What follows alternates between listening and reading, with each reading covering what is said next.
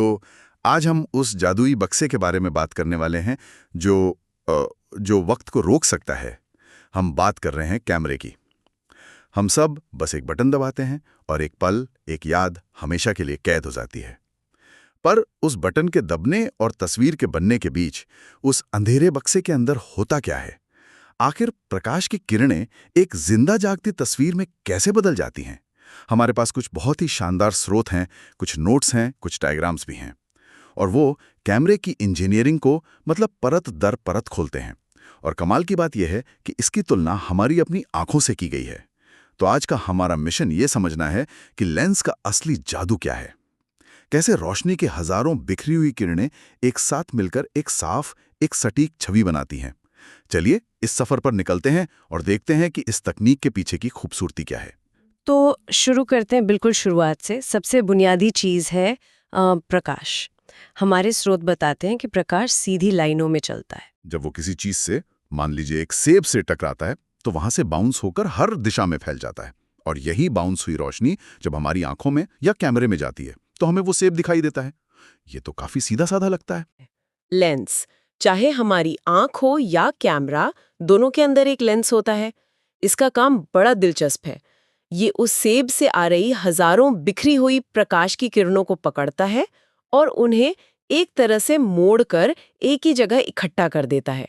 बिना लेंस के हमें सिर्फ धुंधली रोशनी का एहसास होगा, कोई साफ तस्वीर नहीं बनेगी। अच्छा, तो ये लेंस एक तरह का ट्रैफिक पुलिस वाला है। हाँ, कह सकते हैं। जो सारी गाड़ियों को एक ही पार्किंग स्पॉट पर भेज रहा है। हमारे स्रोत में एक शब्द इस्तेमाल हुआ है, वास्तविक छवि या रियल इमेज। तो जब लेंस इन सारी किरणों को एक जगह इकट्ठा करता है तो वो ये वास्तविक छवि बनाता है। इसका मतलब क्या हुआ? क्या ये वाकई में असली होती है? ये सवाल बहुत अच्छा है, क्योंकि यह शब्द थोड़ा कंफ्यूज कर सकता है। वास्तविक छवि का सीधा सा मतलब है कि प्रकाश की किरणें सच में उस बिंदु पर मिल रही हैं। इसे ऐसे समझिए जैसे किसी प्रोजेक्टर से दीवार पर तस्वीर बनती है। अगर आप उस जगह पर जहां छवि बन रही है एक कागज का टुकड़ा रख दें तो आपको उस पर सच में सेब की एक छोटी उल्टी तस्वीर दिखाई देगी। अरे वाह! तो ये कोई वर्चुअल चीज नहीं है, ये सच में वहां मौजूद है। स्रोत के एक डायग्राम में दिखाया गया है कि हमारी आंख का लेंस भी ठीक यही करता है। वो किसी इंसान की छवि को लेकर आंख के पर्दे यानी रेटिना पर एक उल्टी वास्तविक छवि बना देता है, गुजरकर एक खास बिंदु पर मिलती हैं। इसी बिंदु को अभिसरण बिंदु या पॉइंट ऑफ कन्वर्जेंस कहते हैं। और ठीक इसी जगह पर कैमरे का डिजिटल सेंसर या पुरानी जमाने की फिल्म रखी होती है। हमारी आंखों में जो काम रेटिना करता है, कैमरे में वही काम सेंसर करता है। यही पूरे खेल का मैदान है। ठीक है, यहाँ तक तो बात समझ में आई। एक लेंस, प्रकाश की किरणें और एक सेंसर जहां तस्वीर बनती है। लेकिन यहाँ कहानी और गहरी हो जाती है। स्रोत बताते हैं कि एक अच्छा कैमरा लेंस सिर्फ एक शीशे का टुकड़ा नहीं होता। जब हम उसे देखते हैं तो वो असल में कई अलग अलग लेंसों का एक बहुत ही कॉम्प्लिकेटेड सेट होता है, जो एक ट्यूब के अंदर एक दूसरे के पीछे लगे होते हैं। सवाल यह है कि इतने सारे लेंसों की जरूरत क्यों है? एक ही अच्छा लेंस काफी क्यों नहीं है? हाँ, और यही वो जगह है जहां एक साधारण शीशे और एक हाई क्वालिटी कैमरा लेंस के बीच का फर्क पता चलता है। इसकी वजह है लेंस की अपनी कुछ कमियां, जिन्हें तकनीकी भाषा में एबरेशंस या विपथन कहते हैं। एक अकेला साधारण लेंस कभी भी परफेक्ट नहीं होता। कमियां मतलब किस तरह की कमियां? कई तरह की। जैसे एक कमी है जिसे क्रोमैटिक एबरेशन कहते हैं। आपने कभी प्रिज्म से देखा है कि कैसे सफेद रोशनी 7 रंगों में बट जाती है? हाँ हाँ, बिल्कुल। एक अकेला लेंस भी थोड़ा बहुत यही करता है। वो नीले रंग की रोशनी को थोड़ा ज्यादा मोड़ देता है और लाल रंग की रोशनी को थोड़ा कम। नतीजा, तस्वीर में तेज किनारों पर आपको हल्की बैंगनी या हरी आउटलाइन दिख सकती है। ये तस्वीर को थोड़ा धुंधला बना देती है। अच्छा, जैसे कभी-कभी सस्ती दूरबीन से देखने पर किनारों पर रंग अजीब से फैले हुए दिखते हैं, वैसा कुछ? बतलाते हैं। जहां एक लेंस की कमी होती है, दूसरा लेंस उसे पूरा करता है। एक लेंस अगर रंगों को बिखेरता है तो दूसरा उसे वापस इकट्ठा कर देता है।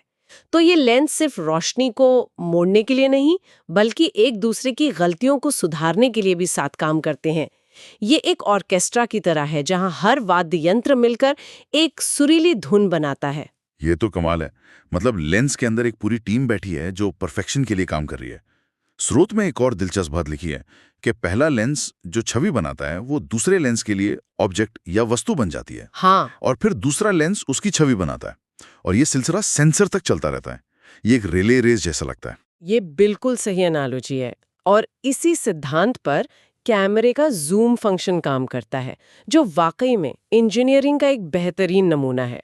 जब हम जूम इन या जूम आउट करते हैं तो हम असल में लेंस के अंदर मौजूद इन लेंसों के ग्रुप्स के बीच की दूरी को बदल रहे होते हैं। तो ये सिर्फ एक लेंस को आगे पीछे करना नहीं है। नहीं, उससे कहीं ज्यादा जटिल है।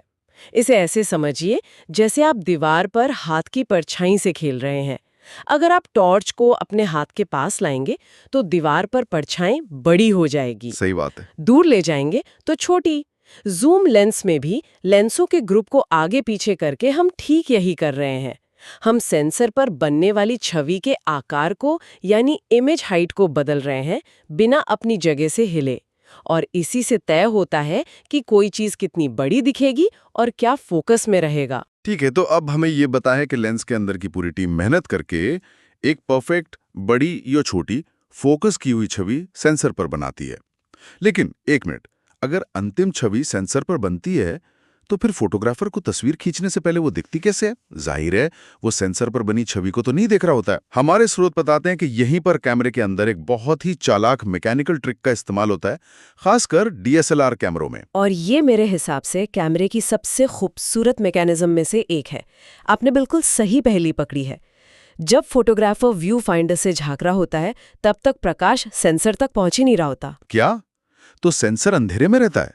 ये कैसे हो सकता है? जी हाँ, सेंसर पूरी तरह से अंधेरे में रहता है। देखिए होता क्या है, लेंस से आने के बाद और सेंसर तक पहुंचने से ठीक पहले रास्ते में एक दर्पण यानी शीशा 45 डिग्री के एंगल पर लगा होता है।